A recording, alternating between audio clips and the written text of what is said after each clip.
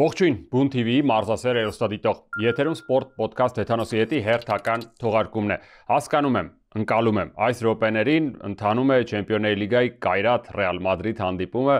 մի այնպիսի խորագիր, որի կողքով պարզապես անցնել չես կարող, եւ դրա փոխարեն կարող եք դիտել սպորտ ոդքասթը։ Ընտրությունը ձերն է, ես առաջարկելու եմ մի ծրագիր նախորդ շաբաթվա բաժին հասած իրադարձություններով քննարկելու ենք այդ թվում նաև շատ էական տեղ ենք տալու Չեմպիոնների լիգային շատ հետաքրքիր մի նկատառում ունեմ համեմատական, որի հնարավորությունը հենց տալիս է Չեմպիոնների լիգայի այս ձևաչափը համեմատության տեսնելու թե որ լիգան է ամենաուժեղը այս պահի դրությամբ կարճ ասած թեմաները բազմաթիվ են, բազմապիսի եւ սկսելու ենք թենիսից այնպես որ շարժվենք առաջ եւ ժամանակ չկորցնենք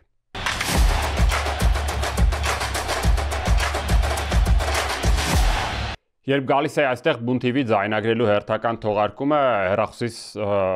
նոթ եկավ եւ տեսա որ Չինաստանում այս օրերի ընթացքում ընթացող ATP 500 շարքի հարդի վրա մրցաշարերից մեկում Խաչանով Ռուբլով զույգը դուրս է եկել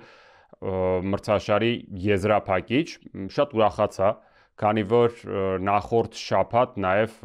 այս նույն մրցաշարը երբ սկսվել էր Եվ չեմ ասի մեծ հույսեր կար, բայց պարբերաբար հետևում եմ Կարեն Խաչանովի ելույթներին եւ նա միանգամից հենց 1-8 եզրափակիչում կարծես թե պարտությամբ սկսեց, շատ զարմանալի էր, սեպտեմբերի 25-ին, եթե հիշողությունս տենց չի դավաճանում, միանգամից ինչ-որ տխրության ամպ կուտակվեց, թե ինչու էլի, ինչպես ստացվեց, ճիշտ ասած մրցակիցն էլ այնքան էլ չէ, որ ուժեղ էր առաջին 40-ի ATP դասակարգման աղյուսակից թենիսիստ էր, չեմ հիշի թե ով, բայց շատ լավ հիշում եմ 34 թե 36-րդ հորիզոնականում էր եւ կարծես թե ինձ համար տենց այս թեման հերթական մարեց գնաց Բայց ոնց հասկանում եմ, ես մի քիչ այս թեմայով այնպես չէ, որ պրոֆեսիոնալ եմ կարող եմ ասել, թե զույգերը ինչպես են ձևավորվում, բայց փաստացի 2 օր անց զույգերի պայքարը երբ մեկնարկեց, արդեն նրանք մեկ այլ անհաջողակի մոտիկ ընկերներ Ռուբլովի հետ միասին որոշում կայացրին զույգերի պայքարում մուտք գործել այստեղ արդեն նրանք հաջողեցին եւ փաստացի կրկնում եմ երբ սա ձայնագրում ենք վարկյաններ առաջ արդեն հայտնի դարձավ որ նրանք կպայքարեն կխաղան եզրափակիչում այս նույն մրցաշարի Ինչն է հետաքրքիր, բայց արդյոք այդպես են ձևակերպում, որը հետաքրքիր է երևի թե հենց Ռուբլովին եւ Կարեն Խաչանովին, ում հետ են նրանք խաղալու եզրափակիչում ֆինլանդացի Հալիովարը եւ Հենրի Փաթեն Մեծ Բրիտանիայից Ֆինլանդիա, չեմ ասի որ ամենաբարձ զույգն է նրանց բաժին հասել, բայց լավ թենիսիստներ են եւ հաշվի առնելով այն, որ Ռուբլովն ու Խաչանովը իրար կարծես թե ավելի լավ են ճանաչում ըստ էության հուսանք որ նրանք կարողանան նաև 2 օր անց եզրափակիչում հաղթել այս կապակցությամբ ցենց սկզբի առաջին օրվա մրցումային առաջին օրվա անհաջողությունից հետո ցենց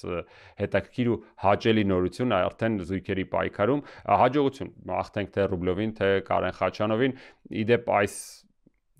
հանգամանքը եզրափակիչում հայտնվել է զույգերի պայքարում Եվս մեկ առիթ է հիշելու թե ինչ էր նա Կարեն Խաչանովը ասում ոչ վաղ անցյալում ընդամենը ամիս ու կես առաջ Նոբել Արուստամյանի հետ հարցազրույցում շատ ծավալուն հետաքրքիր այստեղ նա խոստովանեց որ չի ընդունում այն մոտեցումը երբ նույն մրցաշարի շրջանակներում թենիսիստները խաղում են համ անհատական պայքարում համ զույգերում են հանդես գալիս Եվ շատ իհարկե իր սուբյեկտիվ, բայց շատ օբյեկտիվ պատճառ բերեց, շատ ռացիոնալ բացատրություն, որ եթե ես պետք է խաղամ անհատական, շատ հաճախ բավական երկար, դժվարին պայքար է, իհարկե այստեղ մենք չենք էլ խոսում մեծ սաղավարտի մրցաշարերի մասին, որտեղ որ 3-4 սեթ խաղում են մի բան էլ ավել, ժամեր է տևում, այս նման մրցաշարերում 2 սեթում հաղթանակը բավարար է, ինչպես օրինակ այստեղ նրանք հաղթել են 2 սեթում 2-0, ինչպես նաև նրանց մրցակիցները Հալիովարան եւ Փաթենը եւ ապահովել իրենց տեղը եզրափակիչում մոտարապես մի քիչ ավելի իհարկե Փաթենի եւ Հարիովարայի խնդիրը ավելի բարդ դասավորվեց եւ ավելի դժվարությամբ հաղթեցին, բայց ամեն դեպքում խոսքը այդ մասին չէ։ Եվ Կարեն Խաչանովը բացատրում էր, որ խաղում է ծանր մրցաշարում, դժվարին պայքար եւ պետք է տրամադրվել, որ շատ ավելի կարճ ժամանակում պետք է խաղաս նաեւ զույգերի մրցաշարում, դրանից հետո էլ ավելի քիչ է ժամանակը տրամադրվելու շարունակելու պայքարը անհատականում բացատրեց այս կերպ, նրան լրիվ հասկանում եմ, կիսում նրա մոտեցումները եւ ասում, որ սա բացառություն է եւ այս բացառությունը կարող է օգնել, օրինակ այս անհաջող մեկնարկից հետո շատ հաջողված ավարտ ունենալ։ Ինչևէ, թենիսում նաեւ այսպես է ստացվում, ինչպես ասում են, ոչ միշտ է որ անհաջողությունը, որը մեկնարկում քեզ հանդիպում է, բացառապես միայն հենց անհաջողության մասին է, նրանց հաղթանակ մաղթենք եւ թենիսի թեման շարունակելով ասեմ, որ նախորդ թողարկմանը իհարկե այս մասին արդեն լուրերը շրջանառվում էին, կային, բայց մենք չխոսեցինք Էլինա Ավանեսյանի մասին, որը անվանապես այս ընթացքում 100-յակում արդեն չէ, 104-րդն է վերջին տվյալներով, բայց նրա դասակարգման աղյուսակում նահանջը թերևս հենց տեղի կունենա մոտակա ամիսների ընթացքում, քանի որ նա վնասվածքի պատճառով գնում է դադարի, նրա մոտ սոցիալական ցանցերում նա հրապարակումներ արեց, նաև բացատրեց իր որոշման հանգամանքները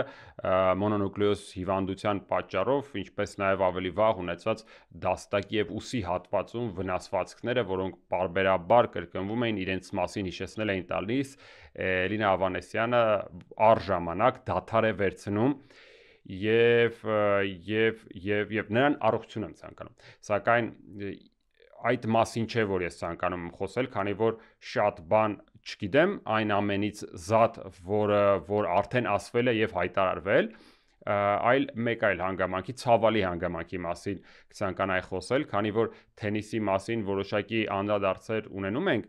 եւ դրանցից մեկում ես ոգևորությամբ կամ ոգևորության մասնաբաժին կար, որ անհատական մարզաձևերից որոշներում, հատկապես այն երկրներից, որտեղ որ այս կամ այն մարզաձևը տարածված է, ունենք մենք հայտնի ներկայացուցիչներ, նրանք գալիս են, ցանկանում են որոշները ներկայացնել Հայաստանը, այդ ամենը ես խոսեցի Գեղասահքի պրիզմայի ներքո, հա, մենք Գեղասահքում ունեցանք ձմեռային օլիմպիական խաղերում սպորտային զույգում քվոտա հաղթեցին, նրանց էլ աջողություն եւ այդ պրիզմայի ներքո երբ խոսեցինք այլ երկրների հայ ներկայացուցիչների, որոնք որ ցանկություն ունեն գալու եւ ներկայացնելու Հայաստանը, ցավոք սրտի այդ թվում դրոշակակիրներից հենց մեկը Էլինա Ավանեսյանն էր, ստացվում է նրա մուտքը հայկական սպորտ այդքան էլ հաջող չստացվեց, հայկական սպորտ հասկանում եք մի քիչ տենց ուռճացված եմ ասում, սակայն մեր դրոշի ներքո որոշակի ավանդ եւ հաջողություններ ունեցող թենիսիստ էր, ով կարող էր մեզ որպես ազգ այդ մարզաձևում ներկայացնել այս շրջանում, ցավոք սրտի սենց ինչ որ գնաց դեպի անդունդը մեր սպասելիքները, գոնե այս շրջանում կդժվարանամ ասել, թե երբ նա կվերադառնա եւ որքան հաջող կլինի նրա վերադարձը, մենք միայն եւ միայն հուսով ենք, հավատով, որ այդ ամենը տեղի կունենա շատ կարճ ժամանակում, նա կվերադառնա ավելի ուժեղ, ավելի լավ կամ այն որակներով, բայց այն ֆինանսական ծախսերը, որ դա ենթադրում է, այն ամենը, որը որ կարող է ազդել աղջկա վրա իր մարզումային այն նորից այն նույն ծրագրին վերադառնալու տեսանկյունից, այդ նույն թափը հավաքելու տեսանկյունից, մրցակցային լինելու տեսանկյունից շատ լուրջ դժվարություններ եմ ցավոք տեսնում եւ նրան հենց սա առիթ է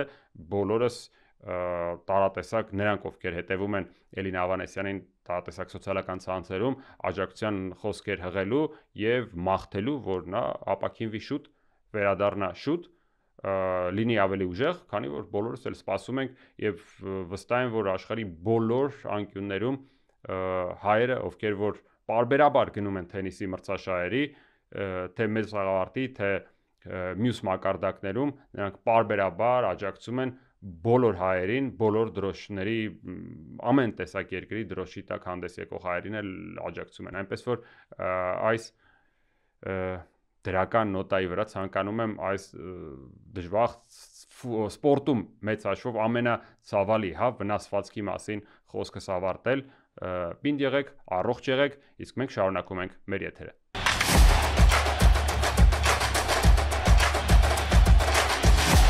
Խոսելու եմ մի ֆուտբոլիստի մասին, որը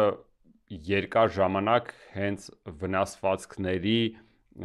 դեսպանն էր ինձ հիշեցնում, բայց նա ի տարբերություն շատ-շատերի կարողացավ այդ բարդ ժամանակաշրջանը հաղթահարել եւ հաղթահարեց այն մեծ, շատ-շատ խոշոր, շատ-շատ կարևոր փայլուն մի անհատական մրցանակում հաջողությամբ, որը շրջանցել մենք այս հաղորդման շրջանակներում պարզապես չէինք կարող։ Խոսքը Ֆրանսիայի չեմպիոն, Ֆրանսիայի սուպեր գավաթակիր,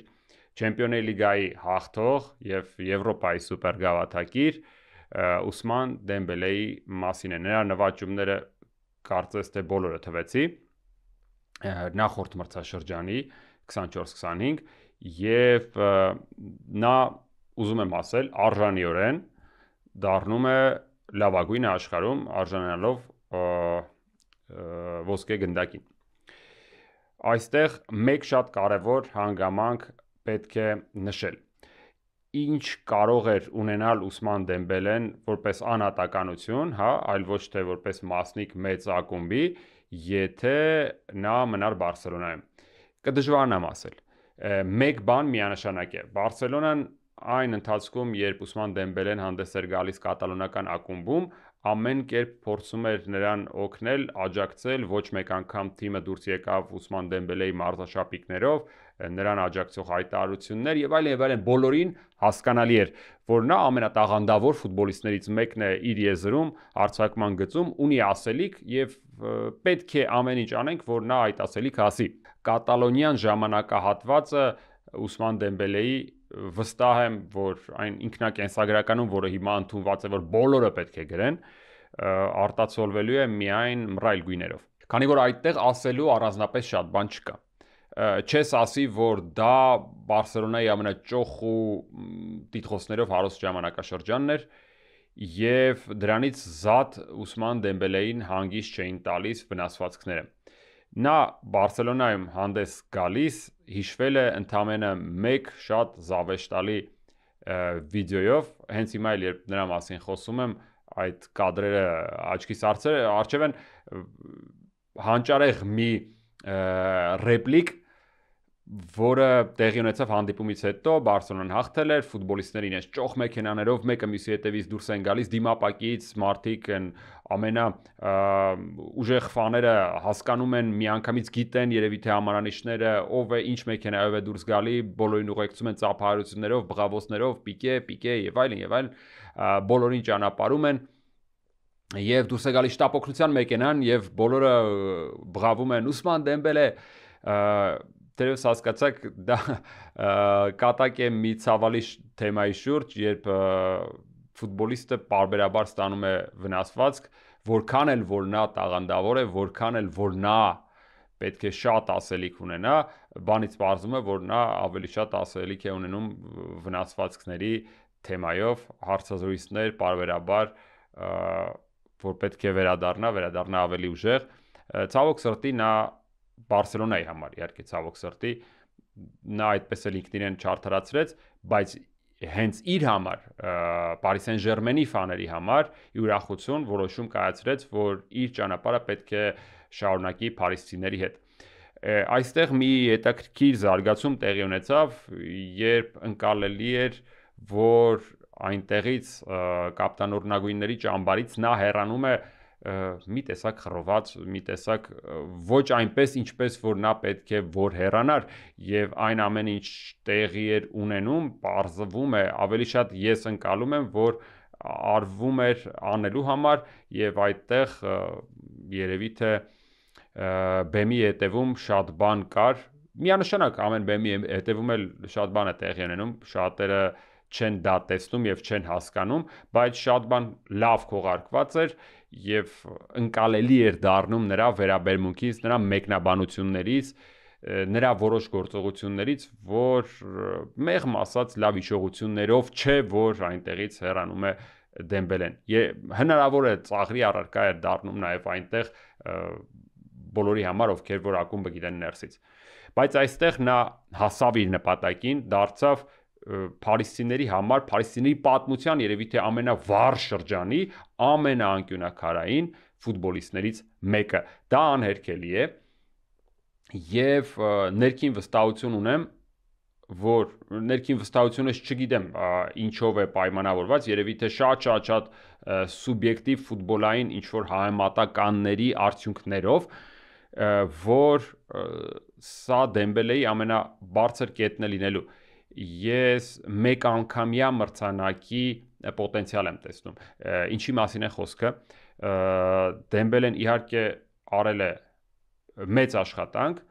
բայց չեմ կարծում, որ այն երիտասարդ ֆուտբոլիստները, այն պոտենցիալը, որ կա մյուսների մոտ, նրանց այդ համեմատությամբ, նրանց այդ պայքարում ստաբիլության տեսանկյունից մի ֆուտբոլիստ, որը միշտ աշկի է ընկել վնասվածքներով, կկարողանա այդ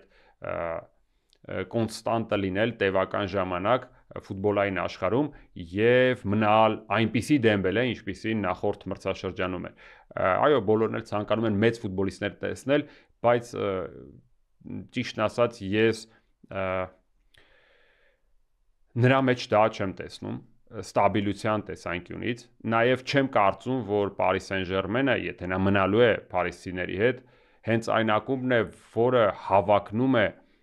որոշակիորեն վերջին շրջանում ինչ որ պարբերականությամբ անընդհատ դուրս գալ Չեմպիոնների լիգայի ամենավճռորոշ եւ կարեւոր փուլեր։ Այո, ուժեղ կազմ ունի, այո, ուժեղ ֆուտբոլիստներով համալրված շատ լավ թիմ է, բայց այդ պոտենցիալը գոնե ես չեմ տեսնում։ Իհարկե կան երևի թե արդեն Փարիզյան ակումբի երկրպագուների բանակի ներկայացուցիչներ նաև Հայաստանում, որոնք հնարավոր է չհամաձայնեն եւ իրենց հակափաստարկները բերեն այդ առնչությամբ, բայց ամեն դեպքում սա իմ կարծիքն է, որը որ չեմ ցանկանում փաթաթել, բայց ցանկանում եմ արտահայտել։ Եվ ուզում եմ ընդգծել, որ կան եղել են ֆուտբոլիստներ, որոնք որ հենց այսպիսի մեկանգամյա փառքի մրցանակի են արժանացել։ Իհարկե Դեմբելեն դեռևս երիտասարդ է, հնարավոր է նա փայլատակումներ ունենա հաջորդ մրցաշրջաններում եւս, այո, ես համոզված եմ նա կարող է լինել լավագույն եռյակում, հնգյակում, առհասարակ տասնյակում ոսկեգնդակի թեկնածուների, որը կստանա բավականին լուրջ միավորների քանակ, բայց արդյոք նա կարողանա այս հաջողությունը կրկնել, մի քիչ ես դրան չեմ հավատում։ Թերևս միակ շանսը, որը կարող է դրան հանգեցնել, երևի թե աշխարհի առաջնությունն է եւ Ֆրանսիայի ազգային հավաքականը, որը իմիջայլոց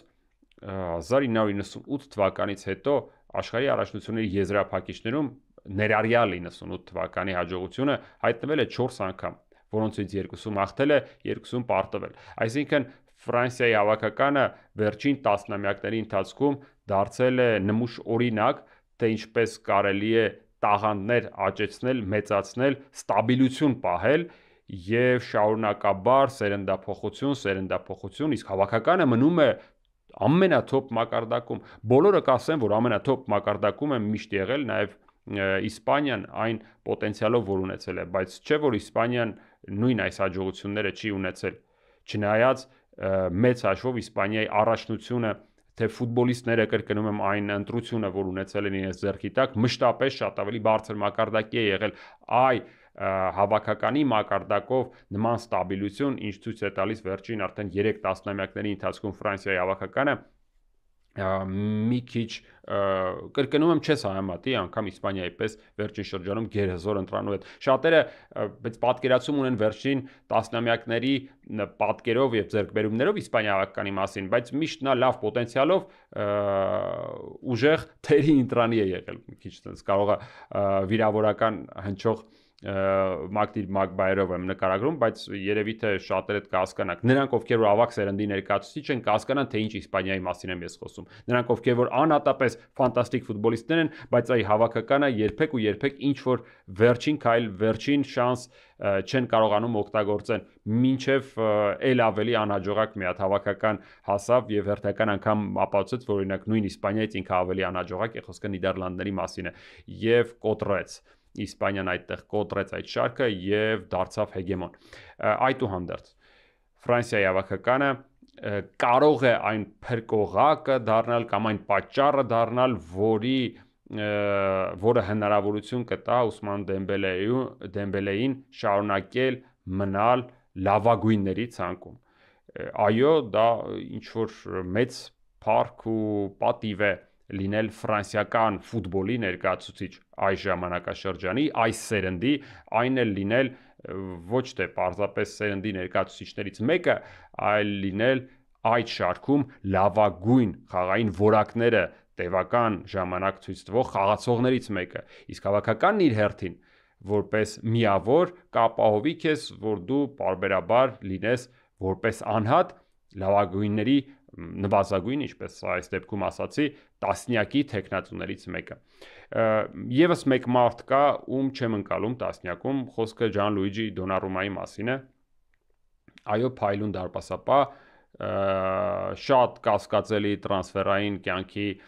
որոշումներով, երիտասարդ դարպասապահ, ով ունի անուն, որը հիշեցնում է Ջանլուիջի Բուֆոնին, եւ մեկ այլ մեծանուն դարպասապահի անվան տակ նա ինչ որ կարիերա է կառուցում։ Հիմա վստահ եմ շատերը կասեն ինչի մասին է խոսքում, նույն մարդու մասին չէ խոսքը։ Հավատացնում եմ, ես դա անցալում եմ, բայց երբ իտալացի դարպասապահ մի անուն է կրում, որը որ ֆուտբոլային բրենդ է դարձել, թվում է թե մենք նույն մարդու մասին էլ խոսում ենք։ Եվ ես հակված չեմ մտածելու, որ նույն այս արդյունքները, եթե գրանցեր ինչ որ պայմանական շվեյցարացի, պորտուգալացի կամ բելգիացի, նա կգնահատվեր ու կհայտնվեր լավագույն տասնյակում։ Ճիշտն ասած, ես դրան չեմ հավատում։ Հիմա դուք թե ոնց եք դրան վերաբերվում, բայց այս պարագայում իտալացին Ջանլուիջի Դոնարուման աշխատում է որպես բրենդ եւ այս տասնյակում հայտնվում որպես մարդ, ով կրում է իր անձնագիրը, Իտալիայի անձնագիրը, պլյուս ինչ որ շատ ֆուտբոլային անուն։ Ես նրա հայտնվել այս ցանկում գերագնահատված լինելու վառ օրինակ, ցցուն օրինակ եմ համարում։ Նա կրկնում եմ, լավ ֆուտբոլիստ է, տարատեսակ կասկածելի կարիերայի որոշումներով, բայց այդքանը։ Իհարկե շատերը ցանկանում են մեծ դարպասապահ տեսնել ոսկե գնդակի թեկնածուների ցանկում, այդպիսի բան եղել է մի անգամ, հենց ինքը լավագույն դարպասապահի տիտղոսը կոչվում է Լև Յաշինի անվան, միակը, ով ստացել է ոսկե գնդակ,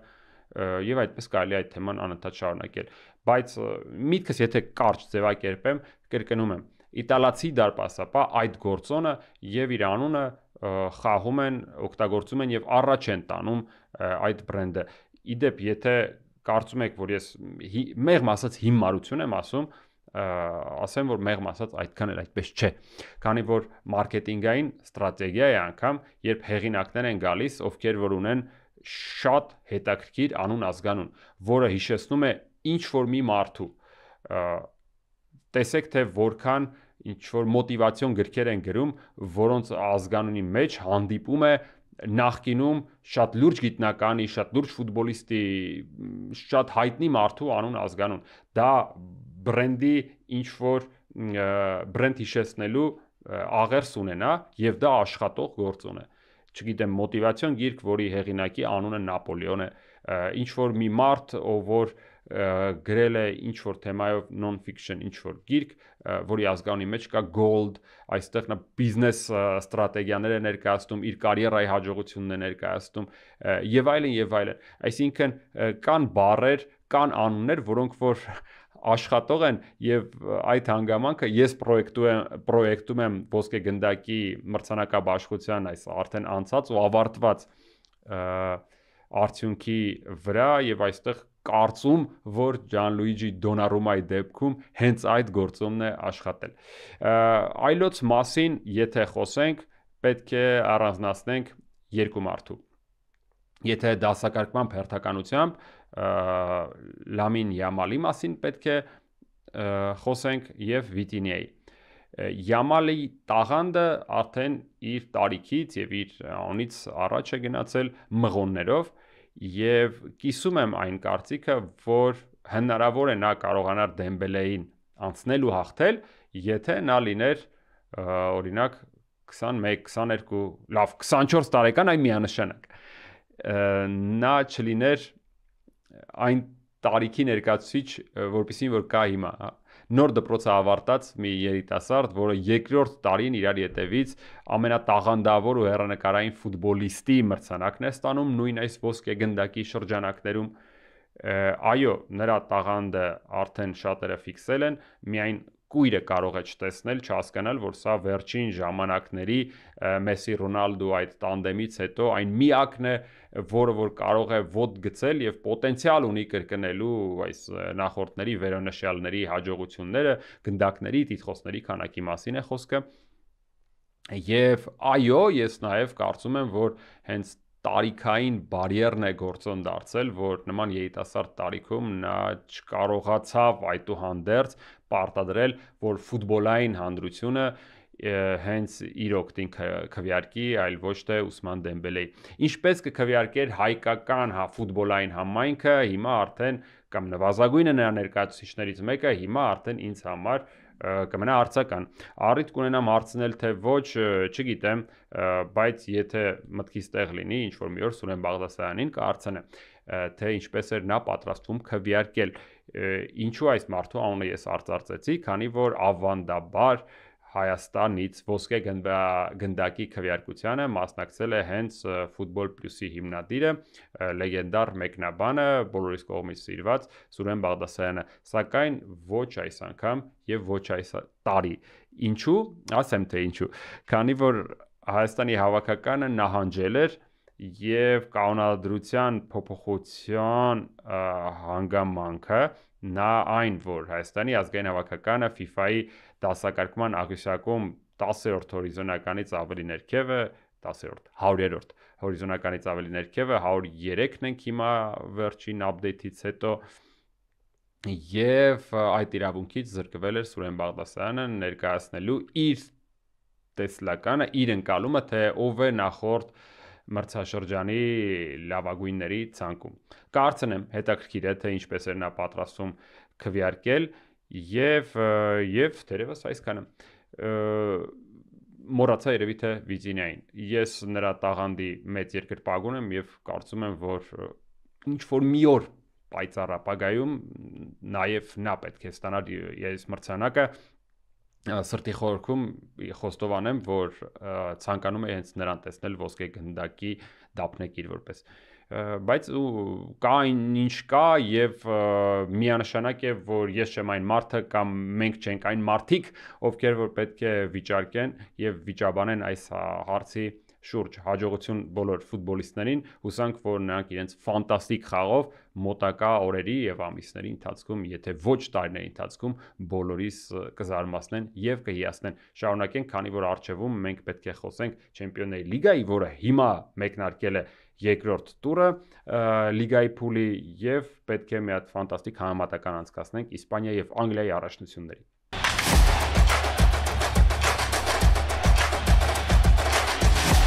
Եվրոպական ֆուտբոլի ամենասիրված ակումբային մրցաշարը թափ է հավաքում։ Չեմպիոնների լիգան միանշանակ է, որ նմուշ օրինակն է նրա, թե ինչպիսին պետք է լինի ակումբային ֆուտբոլը։ Իր մանր, փոքրիկ, բայց հետաքրքիր հաջողության մասին պատմություններով, ինչպես Կայրաթի դեպքն է, եւ այն ամենով, ինչ ուղեկցում է, այս պատմություններին։ Նաեւ մեծ ակումբների հաջողությունները։ Եվ պետք է խոստովանել, որ առանձնահատուկ հետաքրքրություն ունեմ այս տարվա առաջացան նկատմամբ Եվրագավաթային տարբեր մրցաշարերի շարքում Չեմպիոնների լիգան դնենք մի կողմ, պարզապես վերհիշեցնեմ, որ թոփ լիգաները ունեն մեղմ ասած շատ ներկայացուցիչներ, օրինակ 8 Անգլիայից, 7-ը Իսպանիայից եւ ցանկանում եմ ընդգծել, մի պահ խորացեք 8-7 20 հոկանոց առաջնությունում top լիգաների մասին է, հա, Պրիմեր լիգա եւ Լա լիգա, դա գրեթե 8-7 ակումբը դա գրեթե կեսն է։ Այսինքն կարելի է ասել քո լիգայի վերնահատվածի, հա, վերևի հատվածի ամենաուժեղ ակումբները այս մրցաշրջանի ավարտից հետո սկսում են Եվրագավաթային ճանապարհը, դրանց մի մեծ հատված պայքարը սկսում է հենց Չեմպիոնների լիգայում եւ դա հնարավորություն է մեզ տալիս համեմատելու այդ երկու top առաջնությունները, մասնավորապես Իսպանիան եւ Անգլիան իրար հետ։ Ինչու եմ այդ մասին խոսում հենց այս շաբաթ։ Քանի որ մենք ունենք միանգամից ուշադրություն կարդում եմ եւ թվեմ քանի խաղ է տեղի ունեցել հենց այս երկու առաջնությունների ներկայացուցիչների միջև Ատլետիկ Արսենալ, Տոտենհեմ Վիլյարեալ, Մադրիդի Ռեալ խաղում էր Մարսելի հետ, Լիվերպուլ Ատլետիկո Մադրիդ եւ Չեմպիոնների լիգայում եւս մեկը Նյուքասլ Բարսելոնա։ Իդեպ եւս մեկ զույգ իսպանա-անգլիական հակամարտության ձևավորեցին նաեւ Բետիսն ու Նոթինգեմ Ֆորեստը արդեն Եվրոպա լիգայի խաղարկությունը։ Եվ ինչ մենք ունենք այս 5 զույգերից միայն մեկում Նյուքասլ Բարսելոնայում իսպանական ակումբը կարողացավ որոշակի դժվարություններով բայց հաղթանակ տոնել 2-1 հաշվով։ Ոչ ոքի է գրանցվում միայն Betis Nottingham Forest դիմակայությունում 2-2 եւ մնացած 3 խաղերում հաղթում են Անգլիայի առաջնության ներկայացուցիչները։ Այս շարքում չկա եւ մեկ հանդիպում, որտեղ չեմ հետևել իրադարձությունների գոնե ժամանակահատվածի տեսանկյունից 40 րոպե պլյուս բոլորի ուշադրություն դարձրել եմ, նայել եմ եւ մեկ հանգամանք ինձ համար հստակ ու ակնհայտ դարձավ այն, որ այո, տեխնիկապես եթե պետք է գնդակ պահել, եթե պետք է առաջարկել այն խաղարկել եւ ստիպել մրցակցին խաղալու առանց գնդակի, այո, իսպանացիները շատ ավելի լավ տեսք ունեն։ Բայց արի ու տես, որ ֆիզիկապես այդ պայքարին 90 րոպե պլյուս պատրաստ լինելու տեսանկյունից անգլիական ակումբներին հավասարը չկա։ Եվ այն տաղանդը, որը ունի յուրաքանչյուր իսպանական ակումբի յուրաքանչյուր ֆուտբոլիստ, բավարար չէ, որպեսզի իրենք կարողանան հաղթել, չեմ ուզում ասել աշխատասիրության տեսանկյունից ավելի ուժեղ, որովհետև հնարավոր է որոշ ֆուտբոլիստներ, ովքեր որ այդ չափ ֆիզիկական պատրաստվածության առումով այդքան լավ տեսք ունեն, այնպես չէ որ նրանք աշխատասիրության դա պահանջն է անգլիական ֆուտբոլի, հա դա դրված է հենց արմատներում, հիմքում, այն դեպքում, երբ դա որոշ դեպքերում տեղ-տեղ երևում էր իսպանական ակումբների մասին եթե խոսենք։ Նույն Նյուքասլը շատ առույգ, շատ աշխույժ եւ մինչեւ վերջ պայքարող թիմի տպավորություն թողեց նույն Բարսելոնայի հետ խաղում։ Եվ այնպես չէ, որ անհնար էր թվում, որ նրանք կարող էին բեկել խաղի ընթացքը։ Այո, կատարողական վարպետությունը, այո, այնինչ բնորոշ է Բարսելոնային երևաց այդ խաղում։ Նրանք իրենց շանսերը օգտագործում են, փայլուն ֆուտբոլիստներով առաջարկում են այնպիսի ֆուտբոլ, որին դժվար է ինչ որ մի բան հակադրել, այն էլ մի ակումբի, որը որ տևական ժամանակ Եվրագավաթային ինչ որ միայն հրաշքեքյատներում կարող էր հավատալ, որ կարող է այս մակարդակում նման ֆուտբոլ խաղալ եւ այո, նրանց վրա դա որոշակի ճնշում կարող է ապահովում էր, բայց չի ասի, որ դա ակնհայտ էր եւ երևում էր։ Մենք դա գիտենք, որովհետեւ դա գիտենք, բայց խաղադաշտում մենք տեսնում ենք արժանի թիմի եւ այս 5 հանդիպումները, 5 զույգերը պատճառ են նրա, որ ես օրինակ այս 5 խաղերը եթե ամփոփեմ, հա, իսպանա-անգլիական հակամարտության անգլիական ֆուտբոլը այս պահին հաղթում է։ Անգլիական ֆուտբոլը հաղթում է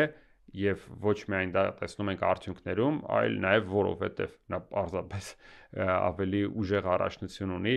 եւ հնարավոր է մեկ խաղի շրջանակներում նրանք հասնեն ինչ-որ ներկայացուցիչներ անգլիական եւ իսպանական եզրափակիչ եւ այստեղ հաղթի իսպանականը, բայց դրանից իմ ընկալումը չի փոխվի,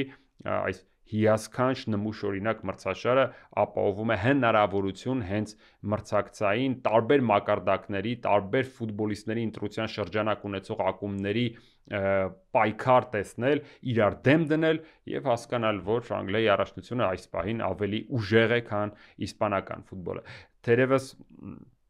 այսքանը այն մասին, թե ինչ էի ուզում առանձնացնել, ինչ էի տեսել յուրահատուկ ու հետաքրքիր այս շրջանակներում եւ այսօրվա դիմակայություններից եթե շարունակենք խոսել, կցանկանայի հենց Կայրաթի աջակցության մասին եւ այս դիմակայության, քանի որ Ղազախստանում ֆեերիկ օրեր են այս ընթացքում երկրպագուները ապրում, աշխարհի ամենամեծ ու ամենաուժեղ ակումբը տիտղոսներ, որ գնա գալիս են, պատմություն, որ գնա գալիս են, Մադրիդի Ռեալը եկել է իրենց հյուր հասկանում եք տարբեր անուններ, տարբեր աշխարհից անուններ են մի քանի հազար կիլոմետր հաղթահարել Մադրիդի Ռեալը հասել է Ղազախստան, այնտեղ տոմսերի վերավաճառքի ինչ որ աստղաբաշխական գումարների մասին էր արդեն խոսքը գնում, բոլոր նրանք ովքեր որ ունեին այդ տոմսն ու հնարավորությունը համ ցանկանում էին կյանքում գեթ մեկ անգամ սեփական հողում, սեփական ստադիոնում տեսնել Մադրիդի Ռեալին, միաժամանակ մեծեր գրավչությունը դա վաճառելու, քանի որ ասում են, որ այնպիսի թվերով են վաճառվել Կայրաթի տնային խաղի տոմսերը, որ ասելու էլ չէ, ես չեմ պատկերացնում ինչպես կարելի է այդքան գումար տալ։ Այն դեպքում, եթե դու երկրպագու ես, դու կարող ես ճանապարհորդել, գնալ, գտնել որևէ Մադրիդի Ռեալի որևէ խաղի տոմս եւ նայել մեկ այլ ստադիոնում, եթե խոսքը այդ մասին։ Եթե ուզում ես իրականում քո աչքով պարզապես սիրածդ թիմի խաղը նայել, գրավչությունը այո մեծ է, սեփական արկիտակ, սեփական երկրում նայել խաղը, բայց այդ գումարներն արդեն անառողջ ինչ որ անառողջ գումարների մասին է կարճ ասած խոսքը ամեն քայլափոխը հետևում են երկրպագուները ամեն օր գնում նկարում այս օրերի ընթացքում ես վստահ եմ որ այս խաղն ու դրանից հետո մինչև այն պահը երբ Մադրիդի Ռեալը կլքի Ղազախստանը մենք անընդհատ ինչ որ ամեն անկյունից ամեն ծակից ինչ որ նկարված տեսանյութեր ենք համացանցում մեր աչքի առջև ունենալու թե որքանով դա կօգնի Կայրաթին մեղմ ասած չեմ կարող ասել կարող է հնարավոր է շատերին նյարդայնացնի եւ նրանք ավելի վատ խաղան բայց դա արդեն ինչ որ հավելյալ գործոնների շարքից է փաստացի սեղանի վրա մենք ունենք այն որ մադրիդյան դերբիում շատ կարևոր մի դիմակայությունում Մադրիդի Ռեալը իրեն ոչ սազական հաշվով բայց ֆանտաստիկ Ատլետիկոյի խաղով պարտվել է հենց այդ հանգամանքը Խուլիան Ալվարեսի գործոնը պետք է նաև ընդգծել տխուր նրանք դուրս են եկել եւ ճանապարհորդել գնացել Եվրասիա մայրցամաքի ուղիղ կեսը հասնելու համար Ղազախստան եւ այնտեղ փորձելու ցույց տալ իրենց լավագույն որակները ինչ է ստացվում թե ինչ կստացվի հենց այս ընթացքում էլ որոշվում է եւ մեր հաղորդումը որքան գնում է դեպի ավարտը հուսանք որ այնտեղ շատ հետաքրքիր արդյունքների ականատեսը կլինենք որոնք որ կքննարկենք գալիք շաբաթվա թողարկման ընթացքում հիմա ավարտական մեկ խոսք այս շաբաթ տեղի ունենալիք մի շատ հետաքրքիր մրցավազքի մասին եւ այսքանով ավարտենք այս թողարկումը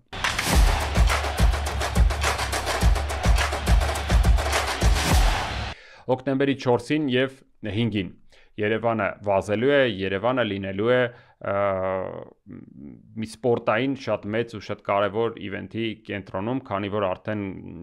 փաստացի 10 տարի է այս մրցաշարը կա, Երևան մարաթոնը, որի Kayka Armenian մարաթոն կարող եք նայել, դիտել թե նախորդ տարիներին ինչպես է անցկացվել, մեծ եւ շատ լուրջ դժվարությունների միջով անցած այս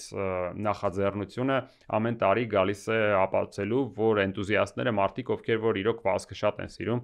ատլետիկայի այս ձևը, նրանք պատրաստ են հաղթարել ամեն տեսակ պատ ու արգելք եւ զարմանալի չէ որ դա անում են մարդիկ ովքեր որ վազք են սիրում իսկ մեծ տարածությունների վրա վազքը դա կամքի պայքարելու որակի մասին է երբ դու շարունակաբար հաղթահարում ես ինքդ քեզ ու մրցատարածությունը եւ այստեղ էական չէ թե դու մրցում ես մյուսների հետ թե ոչ դու պայքարում ես ինքդ քեզ հետ եւ դա լավագույնն է ինչ կարող է անել մեզնից յուրաքանչյուրը ինչու 2 օր առաջին օրը ամսի 4-ին մրցավազքին կարող են մասնակցել բոլոր նրանք ովքեր որ մասնակցել են 1 կիլոմետր դա հիմնականում երեխաների համար է նախատեսված եւ 5 կիլոմետր մրցատարածությունը եւ այն անցկացվելու է Հրազդանի կիրճում իսկ արդեն հաջորդ օրը 12, 21 եւ դասական 42 մարաթոնյան մրցատարածություն ժամանակը կգա Երևանի կենտրոնից հրապարակից մի փոքր ներքև հսկայական շրջան են կատարելու վազորդներ այդ թվում նաեւ ես 21 կիլոմետր մրցատարածությունում ամբողջ Երևանում գնալու ենք Հրազդանի կիրճ հասնենք մինչեւ Դավիթաշենի մոստի տակով անցնենք ու հետ գանք տուն հետ գանք հրապարակ եւ ես ցանկանում եմ սա եւս մեկ անգամ առիթ լինի քանի դեռ օրեր կա հնարավորություն օգտագործեք ձեր երեխաներին գրանցեք թող 1 կիլոմետր վազեն այնտեղ ամենավերջում ստանալու եք սիրուն նվերներ եւ ամենակարևորը սիրուն մեդալ որը դուք միշտ կարող եք ձեզ հետ պահել երեխայի համար դա հսկայական եւ ամենահաճելի մոտիվացիան կարող է դառնալ կրկնում եմ բոլոր մասնակիցները ստանում են մեդալներ եթե ուզում եք ձեր երեխայի դեմքին տեսնել շատ մեծ sense հրաշք ժպիտ դա լավագույն առիթներից մեկն է դե իհարկե հենց ձեզ համար եթե առիթ լինում է ջիմում դուք treadmill-ի վրա վազում եք եթե առասարակ շատ քայլում եք եւ ցանկանում եք տեսնել այդ քայլելը ձեզ օգնում է նաեւ կարողանալ վազել եկեք փորձեք լավագույն առիթն է ամենահաճելի անկյունում Երևանի Հրազդանի կիրճում մաքուրոտ առավոտյան զով քամի հրաշք եղանակ լիքը մարդ ֆանտաստիկ երաժշտություն կարճ ասած այս ամենը այն մասին թե ինչպես կարելի է անցկացնել այս շաբաթվա շաբաթ կիրակի օրերը մնացած առումներով եղեք Բուն TV-ի հետ շարունակեք լինել սպորտասեր, քանի որ դրանից լավ բան չկա, առողջ մրցակցություն եւ առողջ մարմնում առողջ հոգի, ինչպես ասում են։ Շնորհակալություն, որ մեզ հետ եք կհանդիպենք գալիք շաբաթ։